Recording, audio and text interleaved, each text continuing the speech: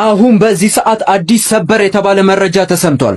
አዲስ ከሚገነባው ከኦሮሚያ ቤተመንግስት ፊት ለፊት እጅግ አስደማሚና አስደሳች ዜና ተሰምቷል።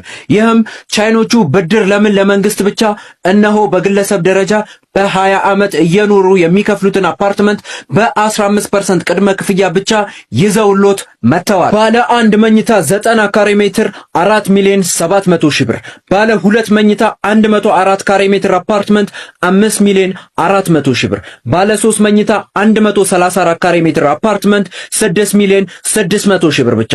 እነዚህ የጣራ ከፍታቸው 3 ሜትር ከ75 የሆኑ አፓርትመንቶችን በቦሌ ፍላሚንጎ ዋናው መንገድ የሚገኙ ሲሆኑ በውስጣቸውም ጂምናዚየም፣ G+6 ፓርኪንግ፣ 8 ኤሌቬተር፣ አንደርግራውንድ ዋተር፣ ባካፕ ጄኔሬተር የተሟላላቸው ሲሆኑ ከስፔን እና ከጣሊያን በሚመጡ የፊኒሺንግ ዕቃዎች ጠንቀቅ ብለው ተገንብተው ቁልፎትን ብቻ ይረከባሉ። ልብ ያድርጉ፣ ከላይ የተጠቀሰው ዋጋ 30% ብቻ ነው። ለበለጠ መረጃ ከታች ባለው ስልክ ይደውሉልን። እናመሰግናለን።